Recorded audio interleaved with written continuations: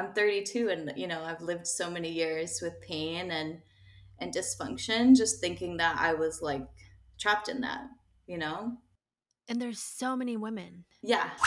If we're not loved and safe in our childhood, like we have to teach ourselves as adults to do that.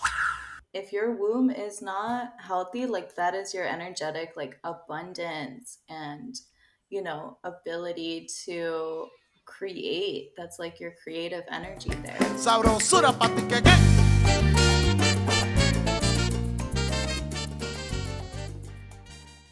Welcome to Café con Pam, the bilingual podcast que comparte our stories sin censura. Yo soy Pam y el día de hoy tenemos una conversación con Hope Milagro Aguilera. Hope is a mixed Mexican wellness coach. She's a trained herbalist, yoga teacher, body worker, and wellness coach focused on the womb and pre and postpartum care. They're also an artist and former art teacher who works in illustration and painting. Their art and healing practices are inspired by their indigenous heritage as a mixed Nahuatl Mexican American.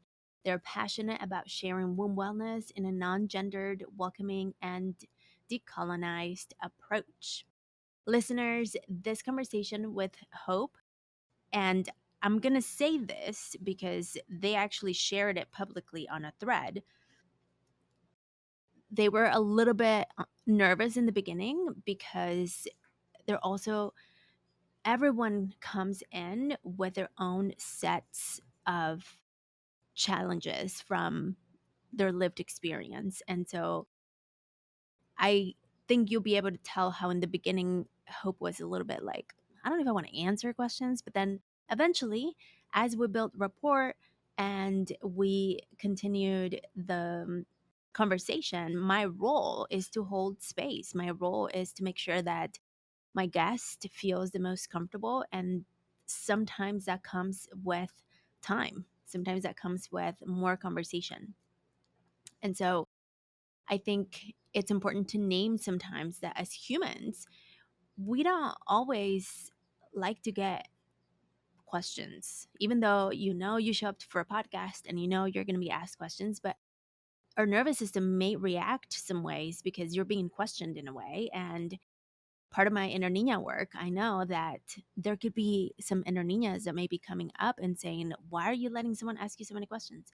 And so we just need to allow our bodies to regulate and ground and allow ourselves to feel safe. And so I think part of the work and part of us sharing our stories is also to not overly polish our conversations, and to also, it's important for our stories to be as real as they are, and that could be showing what would be considered an imperfect conversation when two humans just met for the first time, even though we had been engaging on social media and all the places and spaces, but never through a call, which I do that on purpose.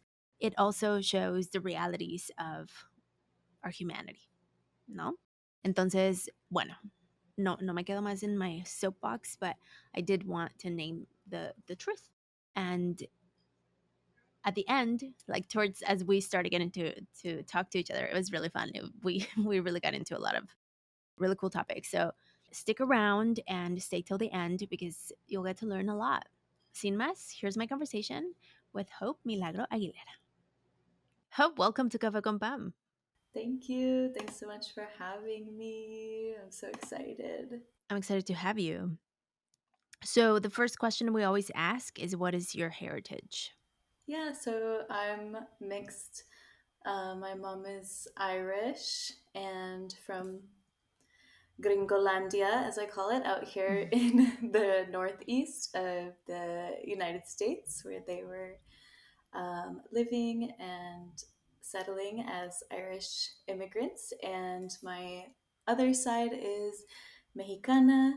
My family is from a few different places in Mexico, mostly Nahuatl. Huasteca is our ancestry, as well as a little bit of Huijarica from the Zacatecas area. So Fun.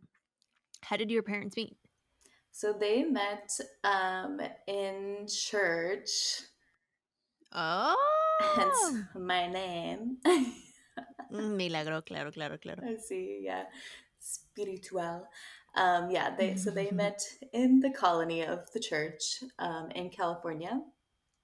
My mom had like moved out west for Bible school, college, and was like Wow. wicked in the church, the Christian church. It's so culty. It like sucks you in. And my dad too. He like had gotten out of prison and became a preacher right away. Like he was like in a halfway house out of prison that like was with the church, and so Wow. They sucked him in. they suck him in there too, yeah. So luckily they recovered from the cult of, no offense to anyone, just colonized religions can behave very colonized and problematic. Not that the Mm-hmm. religion itself is Mm-hmm. problematic. Um, Luckily they recovered and ended up leaving the church because it was like really, yeah, toxic. So you didn't grow up in church? Not really, like a little bit. And my dad went to Catholic school like as a young kid in California. Like Mm-hmm. many Mexican families, like super Catholic, colonized. But I went for like a few years, and then eventually my parents started to wake up to the problematic nature. Yeah. So interesting. And so for you, how was it to, because I know you went through an injury, no? Yeah, so I broke my back when I was younger, and that's how I found yoga. How does one break their back? Right? I didn't know it could happen. Like I didn't even fall. It was like crazy, obsessive softball practice. Like literally a hitting practice. I played like travel, very competitive softball in LA. Mm. Yeah, and just like the hitting practice over and over, twisting on my spine. And it was just like a tiny little stress fracture, but it hurt more than like anything ever in the world. This the spine, it sucks.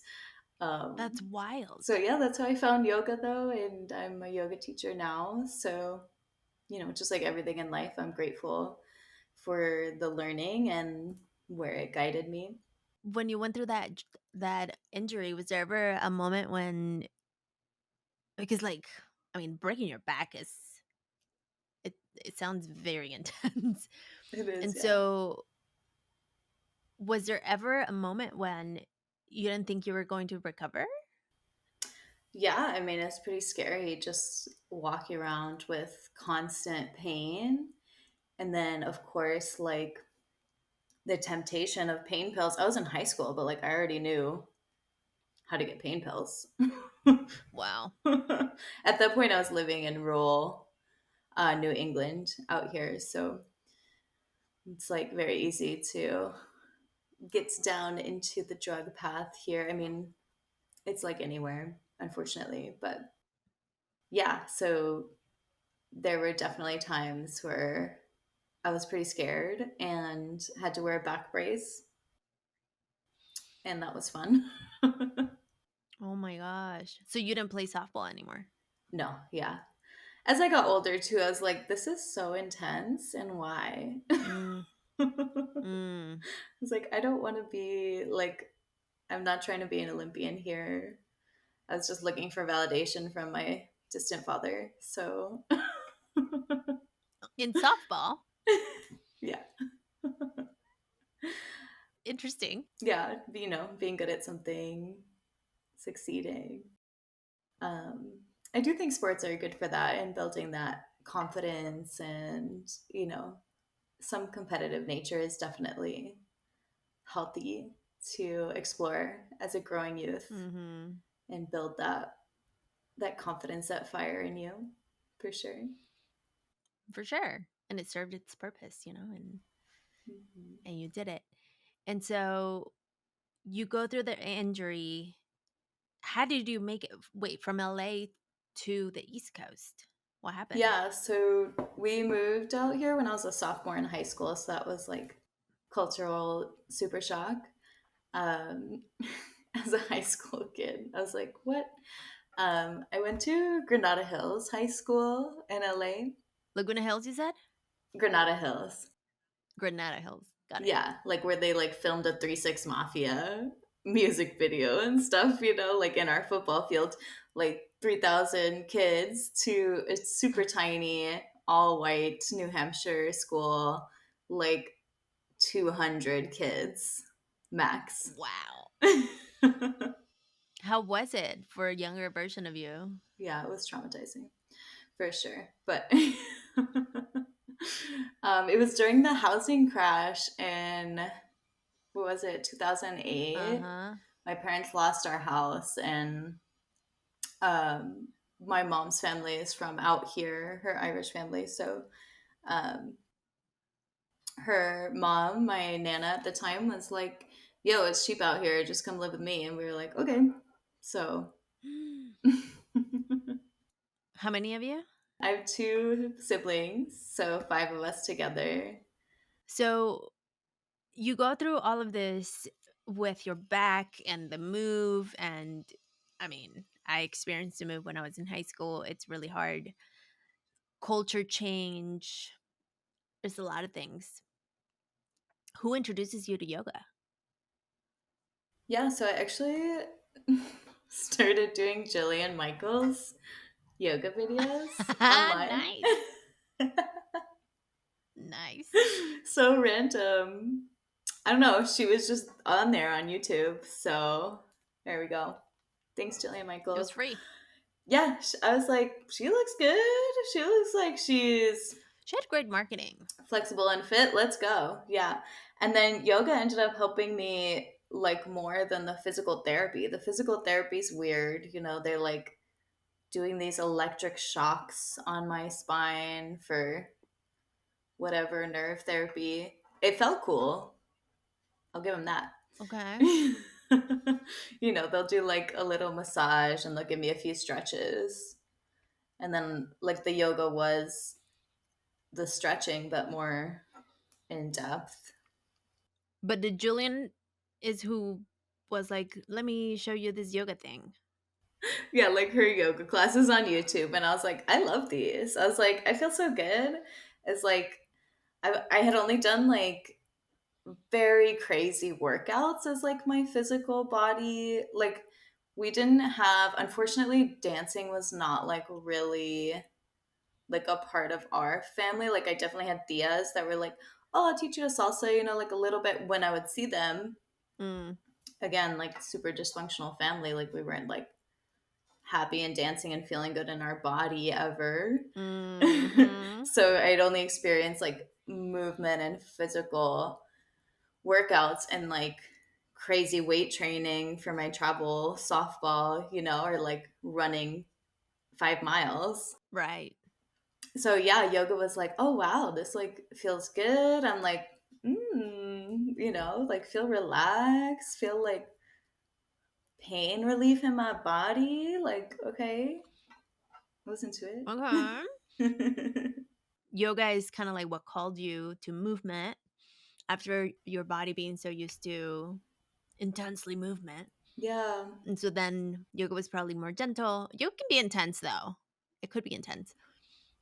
it But can. there's like Yeah. restorative, the restorative Yeah. portion of it. Yeah, I love like both ends of the spectrum. It's funny, I teach like I'm a yoga teacher right now, and so I'm teaching like regularly every week, and I teach Ashtanga, which I don't know if you know, but it's like the cardio. You're just like constant vinyasa, jumping Going. around, handstands, boop, boop, boop. And then I'm also teaching yin and restorative. So it's like That's my favorite. both ends of the spectrum. Yeah. Yeah, it's If I'm so going to do a yoga good. class, I do yin. I Yeah. always pick yin. Oh, so good. I love it. So good. So what happened to your injury? So you got into this yoga thing, and then what happened? Yeah, so I healed it completely after a few years. I never had back pain. I haven't had back pain since then. That was like when I was 16 and I'm 32. So I'm in my 30s. I have no back pain. I can't complain. Yay. And you would attribute that to yoga, to plants, to healing your womb. Yeah. So yoga was like the catalyst that got me like into my body, and especially coming from like trauma and like abusive, unhappy childhood. Like, if we're not loved and safe in our childhood, like, we have to teach ourselves as adults to do that. Like, or else, we're never going to be balanced. We're going to be searching for, external validation or finding unhealthy coping mechanisms, dopamine addiction, and different things. Mm-hmm. So yoga like was what brought me it back to like calm and starting my healing journey of realizing like how much I needed calm, how much I needed nervous system relaxation, mindfulness, emotional regulation, body healing. And then, keeping it as a regular practice just keeps you mindful and aware of your body and also just your surroundings, showing up in the moment, showing up, living as a human being on earth and being in nature. So, kind of naturally was drawn to herbs, just living like in the woods now. It was like coming from LA is like, wow, I live like in the middle of nowhere now, like I live like Mm-hmm. in like a fairy tale. It's crazy. Um, there's just like wild plants around me all the time, wildflowers everywhere. I mean, there are definitely parts of California that are like that, but I didn't live there.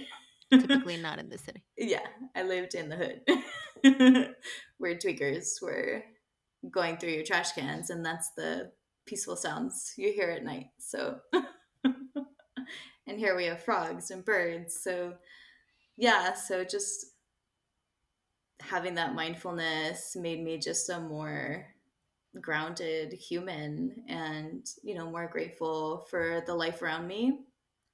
And as soon as I started learning about plants, I was like,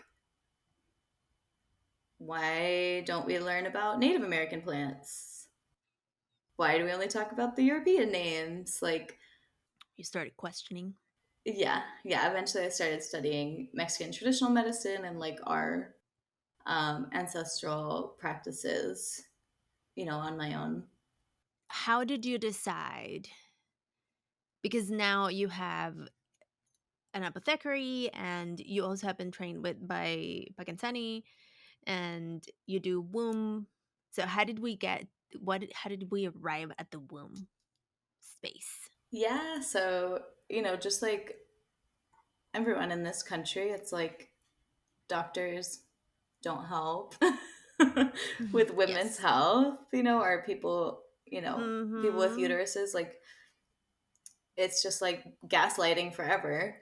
So I went through years of struggle with pain, with really bad cramps, with depression, and with what I thought was like a bipolar disorder from like emotional extreme dysfunction. I just thought like I got this from my dad who's bipolar. Were And you diagnosed?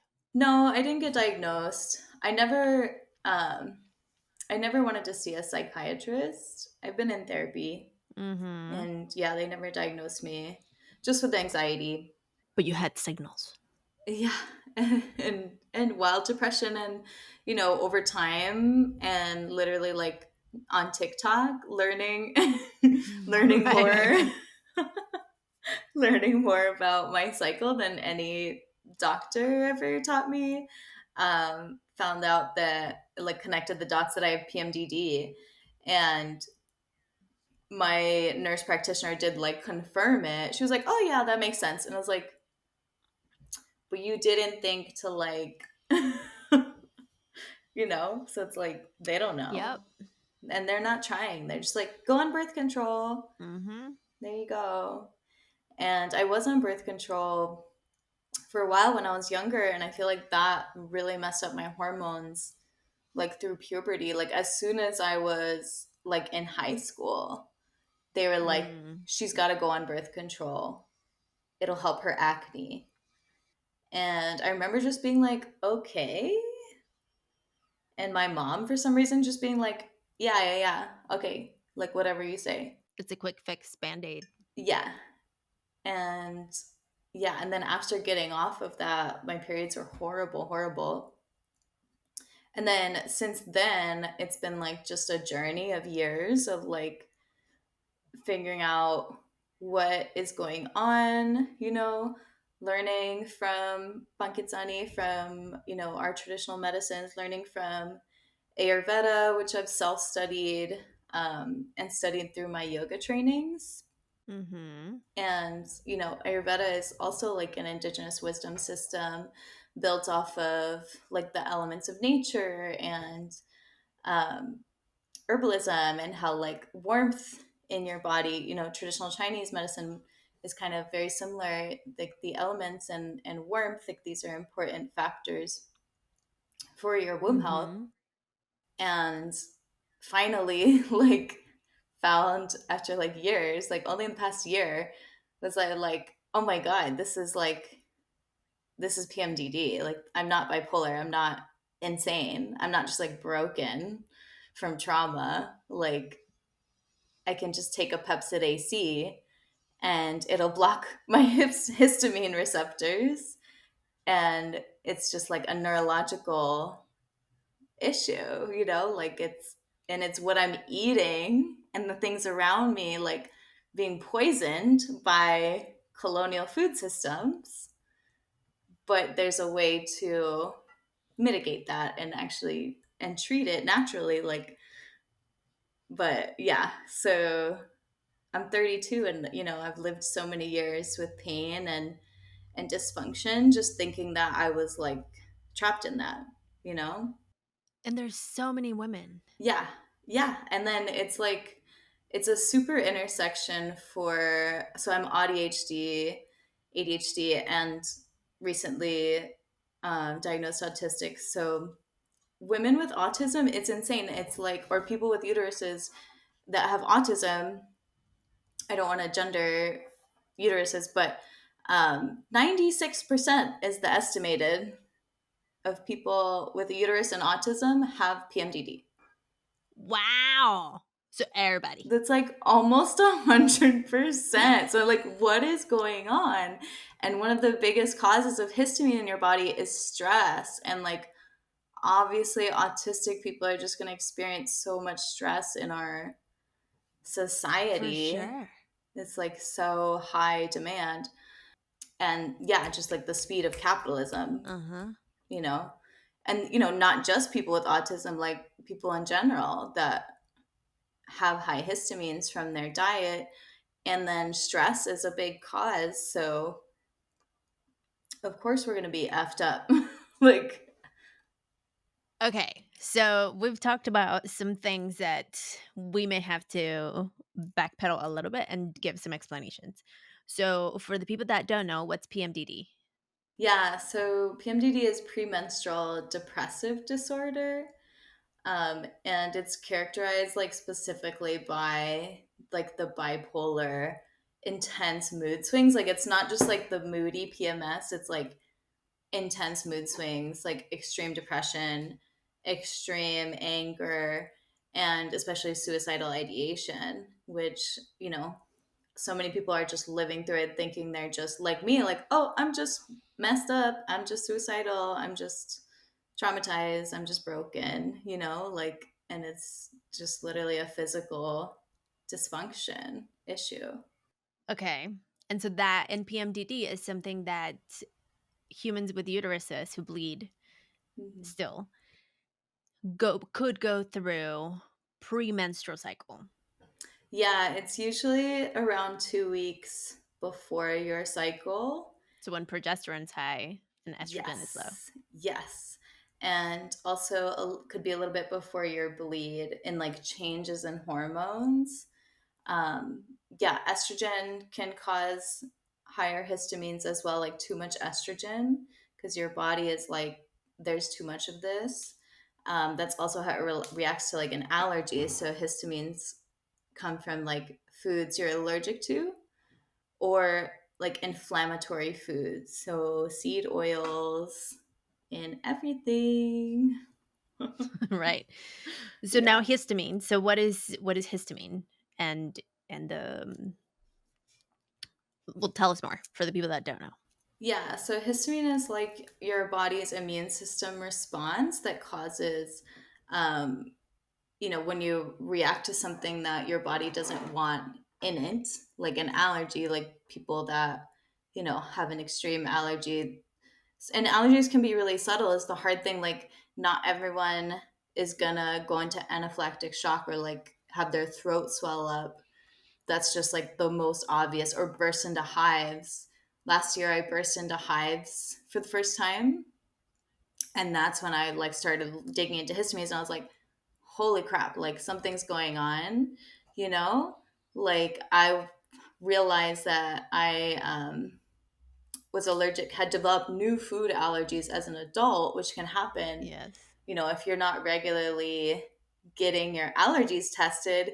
The symptoms can be very minor. So I just had like some minor digestive distress from foods that I was allergic to. I've always had a sensitive stomach. So, and this is also like an intersection with people with ADHD and autism tend to Mhm. have gut issues. Yeah, and anxiety. It's like all connected in there. Um, so yeah, your body releases histamines, like causes inflammation. It's like your reaction to um, the allergy or whatever it doesn't want in its system. It's essentially your body telling you like, hey, we don't want this, like we're not happy, get away from this. Which makes sense why the it's like this common thing on like social media of like PMDD jokes of like, okay, about to leave my partner, I'm like PMDD meltdown, Right. about to about to break up with my partner, peace out. It's like this like fight or flight Yes. intensity. And I think that's also where the suicidal ideation comes from, is your body is literally like, I cannot do this, like we need to go. Yeah, for sure. For me, it was like, I'm going to close my business every time, every month. Oh, yeah. Yeah. So you've experienced it too. It's the worst. It's the worst. And to your point of traditional Western medicine and bodies with uteruses, one, they've not been studied enough because they're expensive to study. So bodies with uteruses are expensive to study because we have 4 cycles per month. And so there's so much more work to make sure that humans with uteruses are well. So it's easier to dismiss us and just be like, well, you just have to deal with the pain every month. And I know so many people that either have had hysterectomies, like partial, full, so many things. So, like, I can count them with 2 hands. Just get away from the pain. Yeah. Yeah. And every single one of them talks about the pain and the discomfort and the mood and all of the various things that affect us in ways that they're like, I could not live with it anymore. So it's easier for me to let someone take an organ from me Right. than to exist every day with it. And it's such a failure. It's so sad. I know, from the system. And I remember one time I was talking to a pelvic floor physical therapist, and she was she a pelvic? I think she was a pelvic floor. So she was married to an OBGYN, and she was like, "Let me tell you something. That's my husband who delivers babies, who went to like years and years and years of med school, whom you go to every year to get like quote your annual exam or whatever. He was trained to deal with sick bodies. If you're not sick enough, he's going to send you home and tell you it's fine. And this is why so many bodies with uteruses suffer so much, because when we decide to go because we're in pain or whatever it is, we're not sick enough. And that's the challenge with Western medicine, is that they are trained to heal sick illnesses. And this is why I love indigenous traditional medicine, Eastern and indigenous lineage of ancestral type medicine, because it's preventative instead of reactive. Yeah, and they're also like, oh, you're bleeding like 3 cups of blood a day, and like you're not supposed to bleed that much at all, and huge, ginormous clots, and also like you're about to pass out of so much pain. Like, that's normal. You're Like, fine. no, that's sick. Like, what? Yeah, and it's also this like assumption, like, oh, you're a woman, so it's just like it's the suffering we go through. Like, it is what it is. Like, no. But it's not. That's not how it's It's not supposed what to is. be. Yeah, and yeah, it's so, and there's so many things that Western medicine doesn't like consider as an issue, like Mexican traditional medicine. Like, in Mexican traditional medicine, like if you're bleeding too much, like no, like you need to be taking milendrama, yarrow, like controlling the bleeding. You need to be taking, yerbas that are rich in nutrients and building your blood.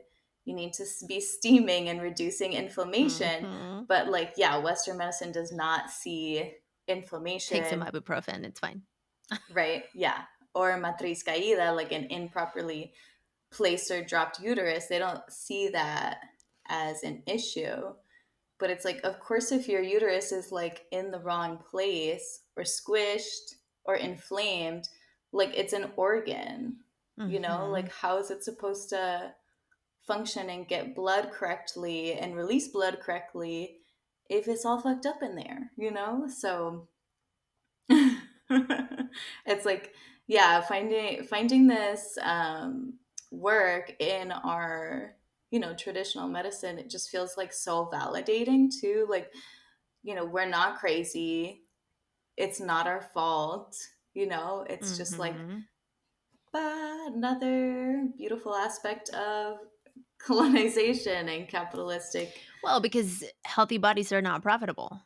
Exactly, that's the other thing, is like, oh my God, yeah, just coming into this work and finding out how much doctors schedule C-sections just for the convenience of them, one, for their schedule, and then because they get paid more. Of course they're going to want to do that. Mm-hmm. Mm-hmm.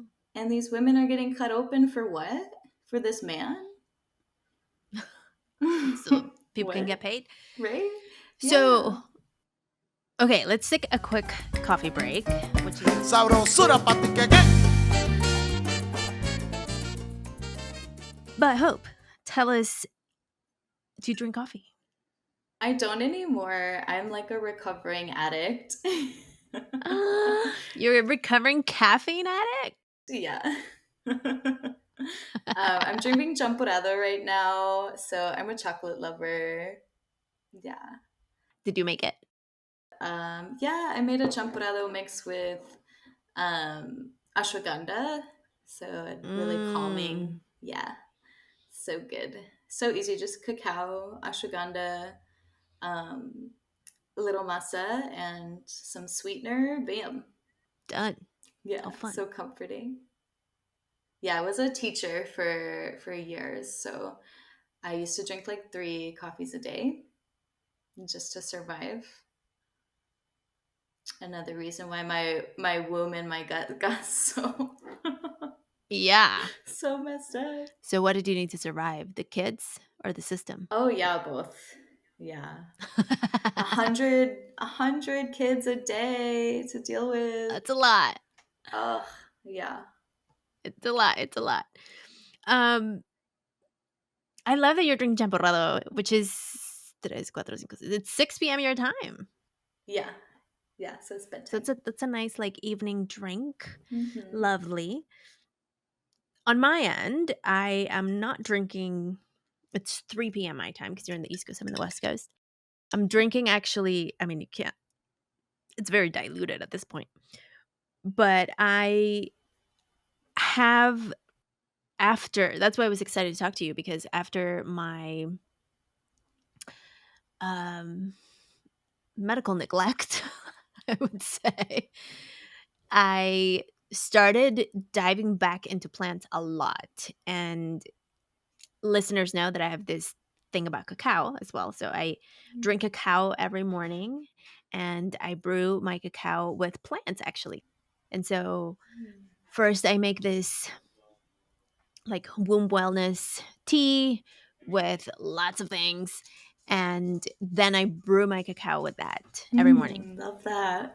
Yum. Yeah, truly. My hormones haven't been better. My cycle hasn't been better. Like, I talk to myself and I'm like, why did I wait so long to do this?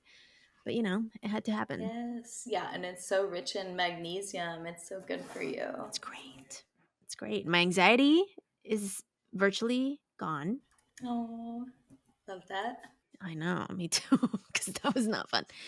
But I'm drinking cacao drops from a friend of mine. Shout out to Lauren, who went to Mexico City, and she brought me cacao because she knows I love cacao. Mm. And so she brought 100% cacao from Mexico City, I grew up in Mexico City. Mm. And so I was like, bring me some cacao from my land. It's not, obviously, it's not from Mexico City because cacao doesn't grow in Mexico City, but it's from a place there. Yeah. And so going back to what I'm drinking, I am drinking the leftover tea that I have in the morning, Mm. which I have to remind myself to drink actual water. I'm the same way. Always drinking tea. All the this. All of this. But then my liver's like, and my kidneys are like, you need to calm your ass down Yeah. and like give us some real. And so that's why I just keep like tricking myself. I keep adding water to my tea, and like it was dark green, dark like Mm-hmm. blue in the morning, but now it's like getting lighter and lighter, and eventually it's gonna be clear. And I'll be like, okay, fine, now I'm drinking water. Yes. But for now, I brought some cacao drops to it's kind of like, instead of drinking coffee midday, I take some cacao. Yeah, it's so energizing. But it's not with like the caffeine anxious rush. Yeah. I love visiting Mexico City. It's so beautiful. It's insane how huge it is. It's like And not at the same time. huge. Yeah. Yeah, I've been It's to, crowded, it's tight. right, yeah. I know. Yeah, I've been to Puebla too. That's where Oh, Puebla is really fun. some of my family's from there too. And Nice. yeah, Tepoztlan is my other favorite place to visit. Uy, bueno, es un pueblo mágico, Yes, yeah. for sure. My cup is For from sure. Tepoztlan. It's like broken, but I'm like, I love Holding on to it. it. Yeah. Beautiful. Yeah, and it has the Cuautli. My last name's Aguilera, so like anything eagle, I'm like, love you. Love that.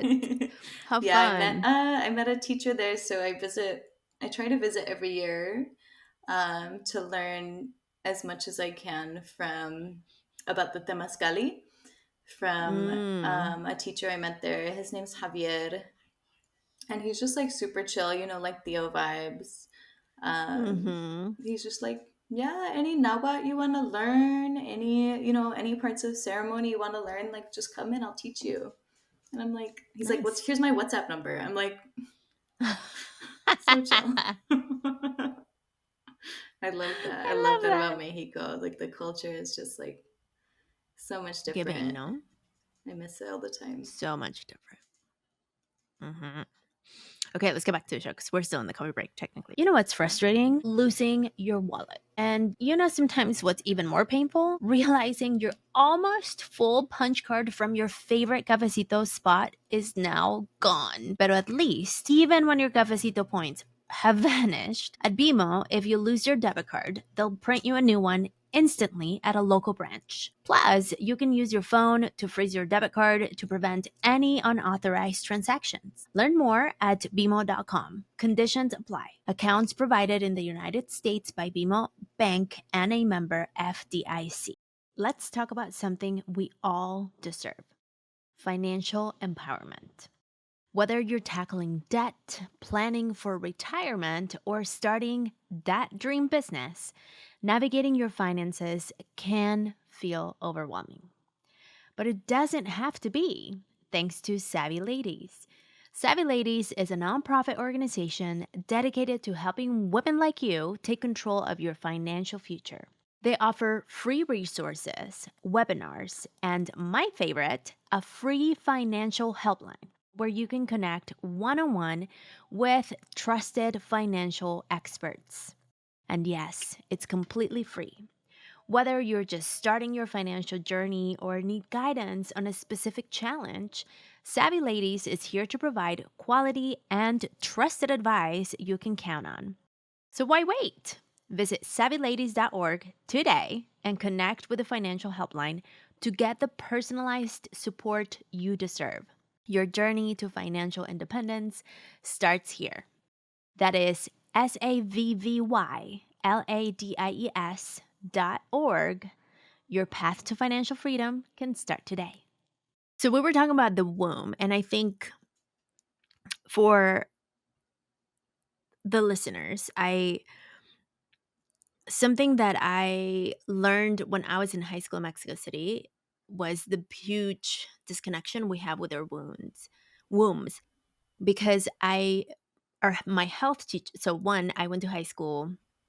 When I went back to Mexico City, I went to high school at an all girls school, Hmm. and that was weird. Yeah. I could imagine.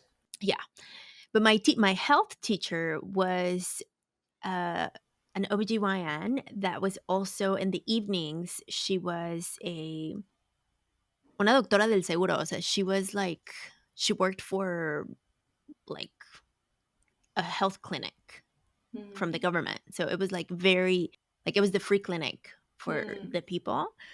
And so she had stories for us. And Yeah. she was like so unhinged. I loved her because she was this very like, let me just tell you how it is type thing. Yeah. And like she gave us so, and plus this is an all girl high school, right? So like she can straight up be talking about whatever, and there's not gonna be anyone like being like, oh, that's weird. Like Yeah. she'd be like, look, this is how you wipe.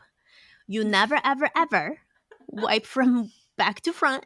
Doesn't matter who you see or who tells you what, because let me tell you the things I've seen when people do it. And everyone's like, oh my gosh, yeah, we're never ever ever gonna, you know.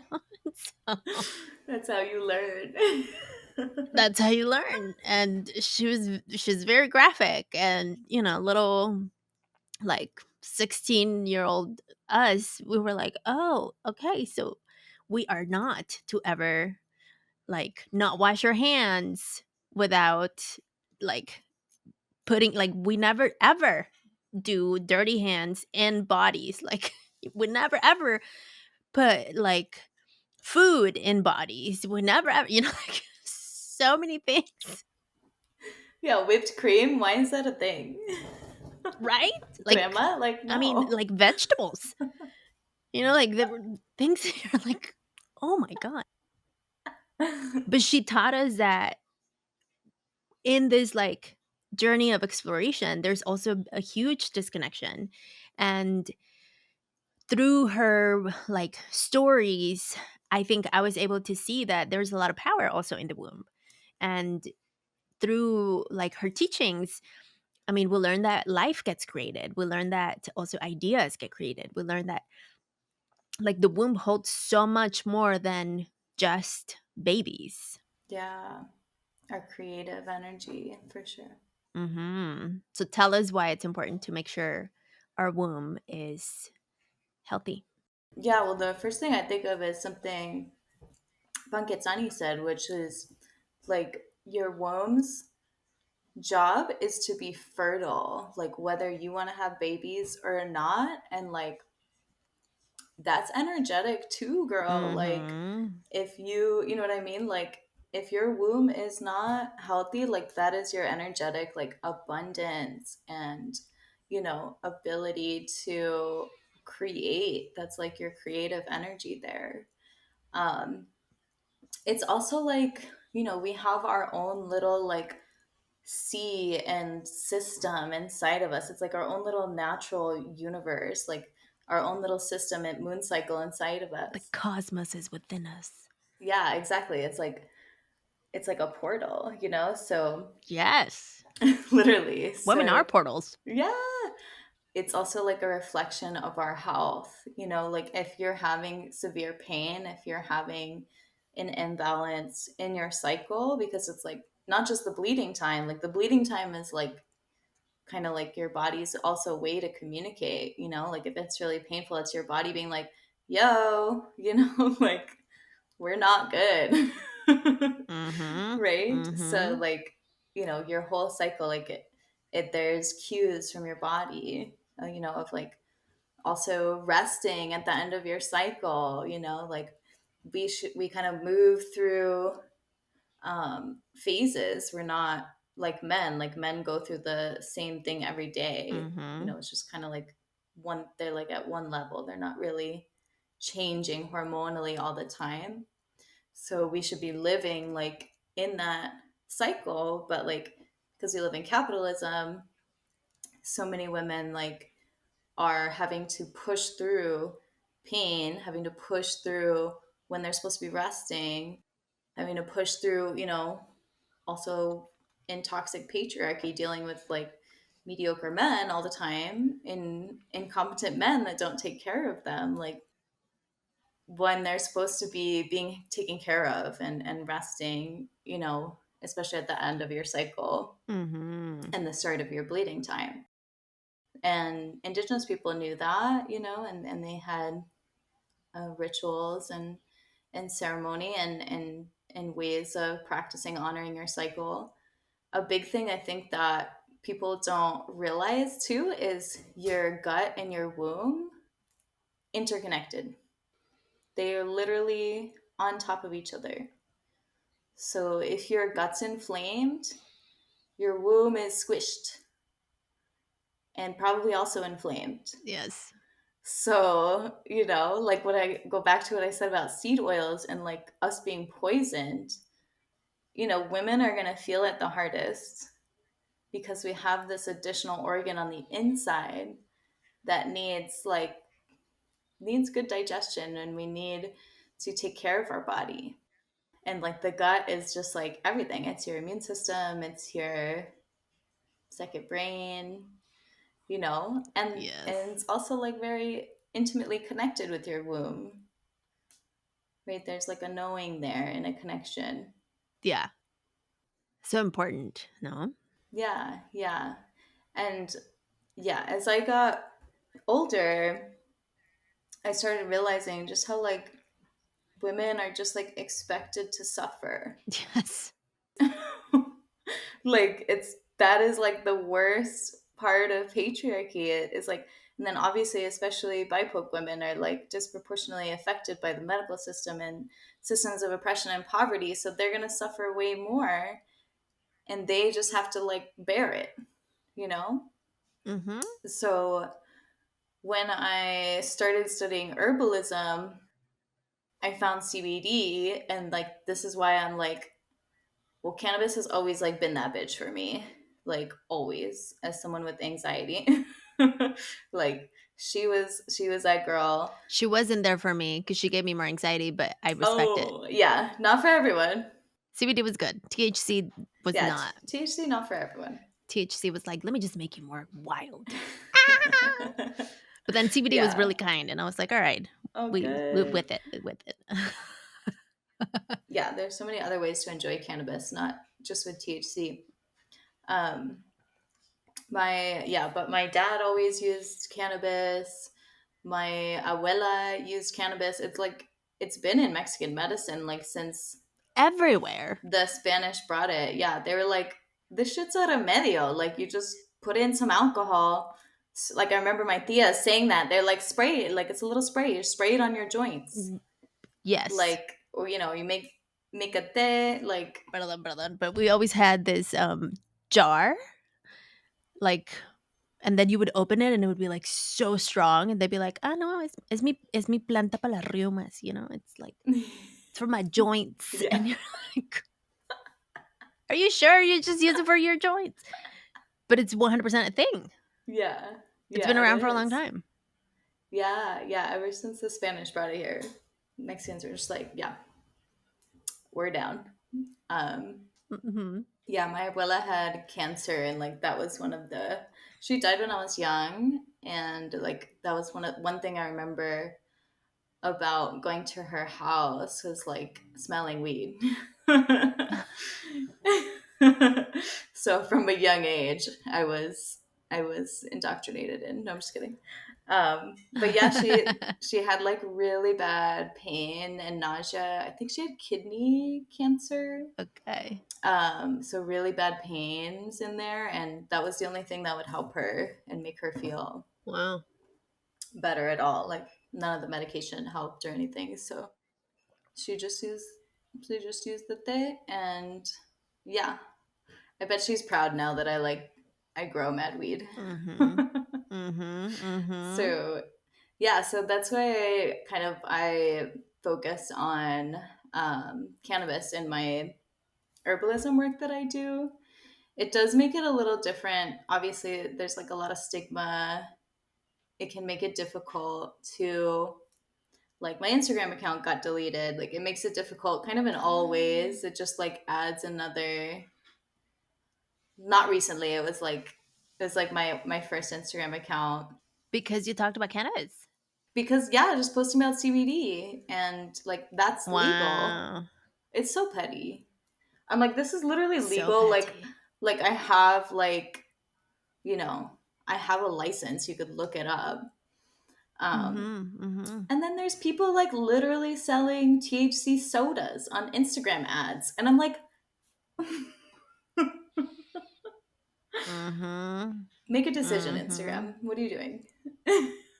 Yeah. but but yeah, it definitely adds a layer of difficulty into just like you know having to navigate that, or like payment processors don't want to take it. You have to have like Right. tests and stuff on the website and have to have the license. But yeah, but I love it. It's really like just such a gentle medicine. But so I named my tincture that we make Remedio because like it's just like for everything. It's like anxiety, joint pain, feeling a little depressed, indigestion, inflammation, just take a little CBD. Um, and I designed an intimacy oil as soon as I like came into the world of cannabis because I was like, yo, people put these like weed tampons Mm. in there for Mhm. pain. Mhm. And then I was like, that's gross though. Like I don't want to like pass out. I don't want Yeah. like a little block of like lotion to like come out of me like shea butter, like you Yeah, know. no kidding. Yeah. That's a whole thing. I was like, can't you just make some oil and like put it in there? So I like started looking it So up. you did. Yeah, because I like had a friend that made their own herbal lube, and I was like, okay, that's a thing. And yeah, so we designed an intimacy oil with the CBD, just making sure you use like the a certain type of extraction, and you don't like essentially you don't use alcohol. You don't want like a solvent based extraction like propane or butane or alcohol Mm. in there for your pH. Like pH is sensitive. She's sensitive in there. She is. And it has to be like, yeah, everything has to be like sterilized, like sterilize the bottles, like more of a laboratory kind of extraction, like with the vacuum. I use like the vacuum pump filtration, Buchner funnel. And Wow. yeah, I was like, I'm so hyped about this. So, okay, because we're running out of time. Yeah, yeah, yeah. So, for the people that are like, okay, this is interesting, I have been dealing with pain. I have been dealing with this, like, trying to figure out womb, digestion, like, human with a uterus who's been medically neglected, like we all mostly have been, unless you have a Gen Z doctor, which they're rare. But what would be like the first 3 steps that you would recommend for people to reconnect first? And then maybe, I mean, of course, we'll send them to your store, but like something easy for them to like start reconnecting back. Yeah, so I'd say first, like, get grounded in your body. So find a breath work or a yoga practice that you like. It doesn't have to be like crazy. I feel like people take a vinyasa class and they're like, whoa. It can be Too like much. laying on a pillow. Like a lot of time, my yoga practice, like, I lay on this pillow right here with my legs in butterfly pose. And then maybe I do child's pose. And I'm like, I'm good. I'm going for a walk. Yep. And then once or twice a week, I'll do, vinyasa. And then the next step would be, I'd say, if you're having a lot of pain, start tracking your cycle, like number one. And use my friend Rachel's cycle journal. I have a link in my Instagram profile. I'm pretty sure if I update all my links with my new profile. Yeah, but Should be like there. either way, you're only gonna figure out like what's going on by tracking and saying like, okay, halfway through this, whatever. Also, like writing down bad things I ate and did to my body this Mhm. month. Yeah. So like Mhm. all of the junk food you're eating, all of the, doing weight workout when you're right about to get your period and you knew you don't have the energy for it, but you pushed yourself through anyway and it made you feel horrible, like write those things down, Mhm. and that's how you'll start to be like, okay, you know, my body's asking for rest at this time at the end of my cycle. And then the third thing I would say is immediately gut health. Um, Recognize how much processed sugar you're eating. If you can just cut it out, like go do a detox, like get it out. If there's a lot, you can switch to fruit. Like that's our natural sugar, fruit, agua Mhm. frescas. Detoxing from sugar is real though. Like it will suck.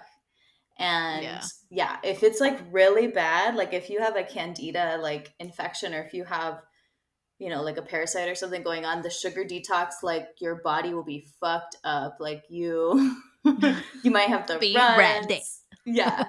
You might get a bunch of pimples. You might be detoxing. That's good. That means like something's going on. You need to get rid of that. Yeah. And taking probiotics like curtido, your probiotics every day if you can, yogurt or sauerkraut. And yeah, and then eating just whole foods, like the seed oils again. It sucks it sucks but they're in everything. So your tortilla chips, I'm sorry. I know. No more hot Cheetos, everyone. I know, if it's not avocado oil tortilla chips, no. No, if it's the processed chips, and they really, it's in everything. Like you really have to read every ingredient. Sunflower oil, safflower oil, canola oil, palm oil is really really bad. That one like really f's me up if I accidentally have palm oil. It's so bad. And it's like everywhere. And it like in the vegan food, if you're trying to be vegan, it's like Ugh. That's how I found out it was so bad when I was vegan, because I Trader Joe's has this plantain chips, and like literally I was like, "Oh, these are so good. They taste so good." But then, like 15 minutes later, my tummy's like, oh no, but they ain't good for us. And then I looked at the ingredients, and the first thing is palm oil. And I was like, oh my gosh, Yep. so sad. Yeah, that is probably cutting out seed oils made the biggest difference for my gut. Like right away, I was like, oh, I'm not really that gorda. I was just inflamed. Like, Yes. I was just inflamed. Crazy, you know? Crazy. So, as an herbalist, besides CBD, what would be some beginner herbs that you would recommend people to like start playing with? Yeah. Some safe ones are red raspberry leaf. If you're not trying to Ooh, get that's so pregnant, good. yeah, if you're not trying to get pregnant, chaseberry or vitex berry is going to balance your estrogen dominance. And I made a cycle balance tea with chaseberry and lemon balm for like antidepressant for PMDD especially. And eventually soon I'll have it as a supplement. I'm waiting for my capsule Fun. filler. But yeah, absolutely. Red raspberry leaf, yarrow is amazing. Again, if you're not trying to get pregnant, yarrow. Yarrow balances like your flows. Like it helps if you're clotting. It helps if you bleed too much. So it just kind of like balances things out. And then also detoxing your liver. So dandelion, burdock, clover, the detoxing herbs. Oh, and apple cider vinegar. It's like Mm. I was waiting for that one. I was like, the ACV gummies, like such a hot trend with all the white moms for a reason. It works so good. If you take it like right before you eat too, it's so good for your gut. so what's the benefit of apple cider vinegar? Yeah, so it's like a prebiotic and it's like acidic, so it's good when you to take it like right before you eat. It like helps your gut remember to be like acidic again. Also, I just want to say all that bullshit about like acidity diet and alkaline diet, like you need protein. That's all I'm going to say. Right. You can't just eat green leaves. All the things. Okay, Yeah. so we have our beginner type of plantitas to start playing with. Do you recommend people like for example your blend for the womb? Is that a daily thing? Is it right before, during the cycle? Yeah, it depends on what you're going for. I have a moon cycle tea that I make like raspberry leaf, some anti inflammatory flowers like rose lavender, and yarrow. That one is like for all the time. Those are like pretty safe herbs. Again, unless you're trying to get pregnant, the only one I wouldn't take is yarrow. Red raspberry leaf is safe all through pregnancy, helps prepare the uterus, strengthens the uterus. And then I make a cycle balance tea. So that would be the vitex berry, which is really high in phytoestrogens. Um, so is soy, and soy gets a bad rap that it's gonna like mess up your estrogen. Plants have phytoestrogens, it's not estrogen. Phytoestrogens actually help balance your estrogen. So if you have too much, that's what Vitex Berry does. And most women and people with uteruses in this country, I think, have estrogen dominance from like stress, boost estrogen, and then the gut health and liver health, like not being able to process out the estrogen. Um, Yeah. yeah, it just kind of like gets trapped there. And then artificial fragrances mimic estrogen in the body and boost estrogen. So And also through artificial cycles, through chemical cycles, yeah, through birth control. yeah, and then birth control too. Uh, I know. yeah. Well, birth control is a whole other topic. It's I like know. yeah, because it's like you're taking estrogen all the time. It's like not letting you have Yes. progesterone. So like then your body thinks you're supposed to be estrogen all the time after year if you use it for years. That's why it's like, woo, um, so many things to unpack.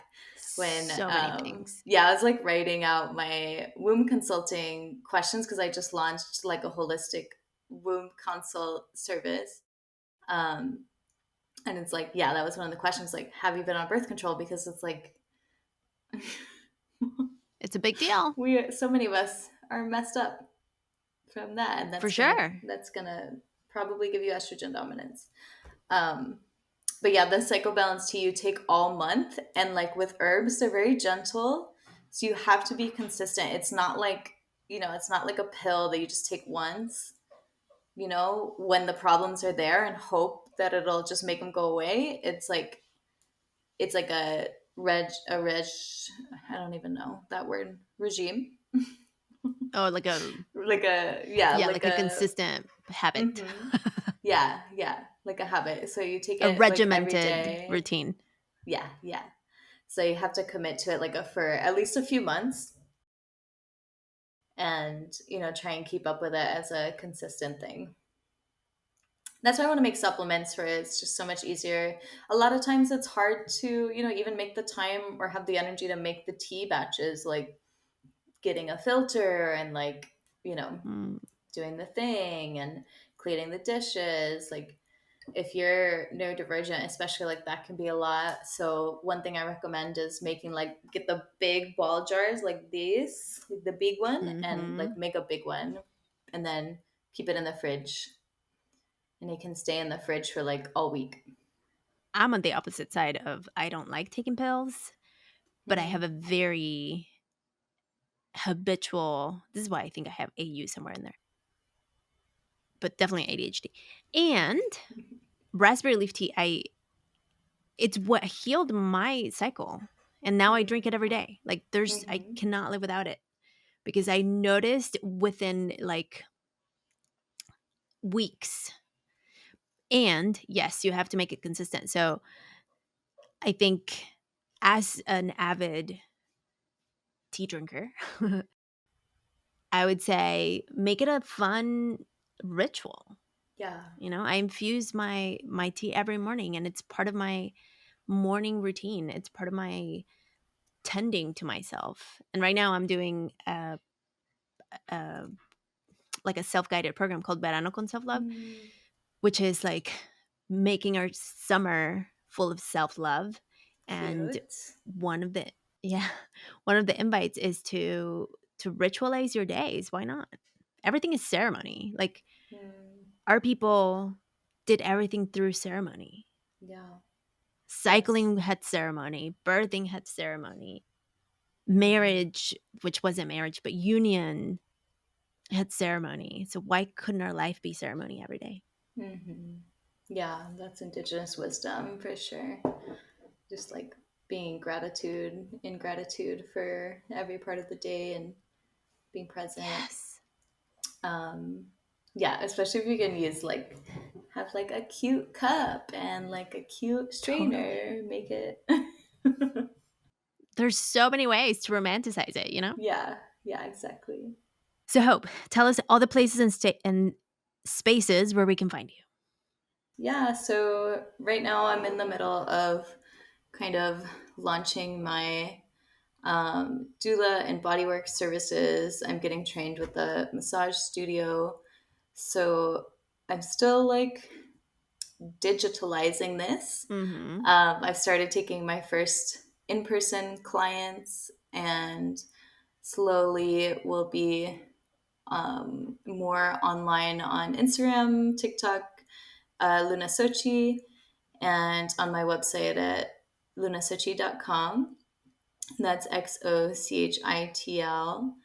Um, I offer virtual postpartum doula coaching as well in Mexican traditional medicine, and just started offering womb consults, and still offering yoga services. A lot of that I do mostly in community. I'm trying to be more of like a digital savvy millennial. We Um, all are. right. Yeah, I have CBD products on my website as well, to take care of your body. Um, for PMS pain, for body care, for joint pain, as well as some herbal remedies. And you ship. Yeah, I ship to US and Canada. Okay. And yeah, you can find me there. You can book a free discovery call just to like find out about the things I do. My offerings are very like holistic. We might pull some tarot cards and light some incense Make it and ceremonious. I love that. yeah. It could just be, just some like general wellness guidance. It could be specifically for womb. But for people with uteruses, it's like it always comes back to the womb. And the womb is like Mm-hmm. also communicating to us. It reflects like all All the time. our whole body health. So yeah. Mm-hmm. Mm-hmm. And the womb has its own nervous system, Hmm. which is kind of wild, no? Yeah, it also has endocannabinoid receptors in it. It's like, yeah, it's beautiful. It's such a like it truly. Earlier when we were talking about humans with uteruses, it's a whole galaxy in there. Yeah, yeah, it's It's wild. really fun. Hmm. So last two questions. Do you have a remedy that you want to share with us? You gave us a ton, but what's something that you want to share with us? Well, yeah, Remedio that I always go to is salsa. It's just like the classic whenever you're sick or even just feeling that kind of down energy. It like boosts your circulation, just makes you feel better. I feel like that is like a really low key remedio that Like salsa dancing? like salsa, like the food, like salsa. I know salsa Oh, is like just like beet salsa? could just be any sauce, but yeah, like like spicy salsa. Yeah. Okay, that's a new Hmm. one. Yeah, my dad always just like gave that to us when we were sick. Yeah. Huh. Yeah, but also if you're just Okay. feeling like, like a little down, a little sad, it boosts your energy, like ones with peppers in it, give you that Of little course. ooh, ooh, ooh, little Little fire. oomph. Yeah. Nice. Yeah. And do you have a quote or mantra that you live by that you want to share with us? Something that comes to mind is just a saying that Mexicans have that our people will live on in flowers and songs. And yeah, I feel like that's just so beautiful and um, just reminds me of just like the legacy of Indigenous people. Like we have been on this land, you know, we've been here. Mm-hmm.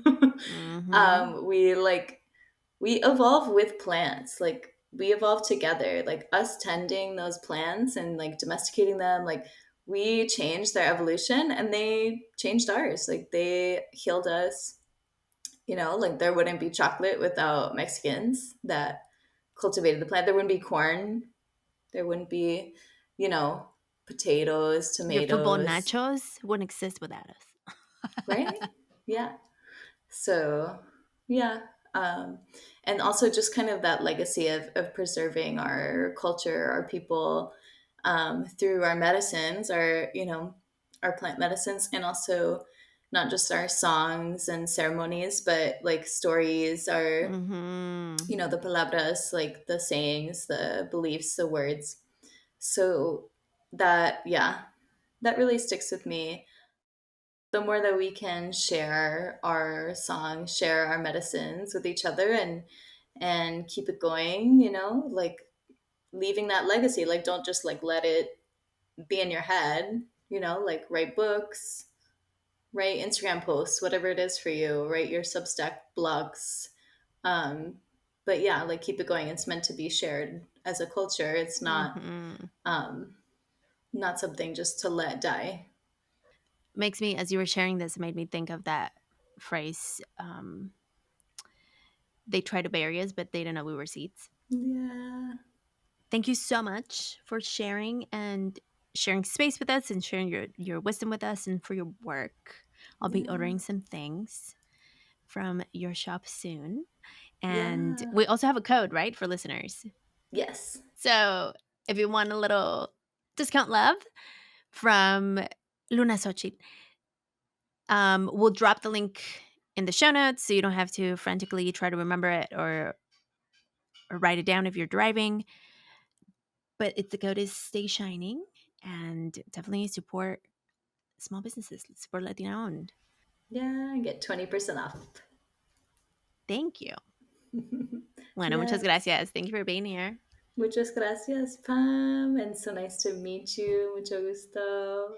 Okay, listeners. Bueno, si llegas hasta el final y estás aquí, thank you so much. If Café con Pam has ever inspired you, I'm going to give you some ways to support us. Of course, here's the ask, right? Because we get a very little amount of people subscribing, leaving reviews, leaving ratings. And so I hope you're part of those finite bunch. Because it really helps. It really helps support the show in the algorithm way. So we, in a way, tell the algorithm that you care, and then the algorithm gives us points and shows us to others so that our stories are spread across all the places and spaces as we deserve to be heard, to be seen, to be valued, to be supported. So subscribe, rate, review, leave comments, share with your primas, with whoever you think will love it or be inspired by this episode. Thank you so, so much for being here. If you feel called to support us in an additional way and you have funds, you can join the Supporters Club, which is only $5 a month. I will venture to say you spend more on your coffee. And so if you want to buy our team coffee, you can join the Supporters Club. You get access to the episodes ad free except for annual sponsors. And also you get access to bonus episodes. So for example, Supporters Club members, they received Verano con Self Love early. They got all the episodes early so they could binge them before anyone could. Now, if you're on the free podcast, you have to wait. You know, we're kind of halfway through it. So you have to wait for all the stories to be released. So that's a benefit for being part of the Supporters Club. And I also drop additional bonus episodes from time to time, like tapping or even meditations, depending on what you ask for. Another way, if you want to see how we can work together, cafeconpam.com. I have various ways of working together because accessibility is important to me. And so if you don't want to do one-on-one, and also like preference, you know, I have a lot of clients who are like, I barely make her one-on-one calls. So we do other ways. And as a neurodiverse human being, I know there are other ways to connect and support. And so I have options for you. cafeconpam.com. If you're an organization that would like to bring me to speak, to moderate, to do a workshop, would love that. So same, go to cafeconpam.com, fill out a contact form, and let's stay connected. Let's everyone, listeners, stay connected on the socials at Café con Pan Podcast, on all the places and spaces. Thank you so much for listening, for watching, for tuning in, for being back week after week. Nos vemos pronto. Como siempre, sigue brillando. Sabrosura pa' ti que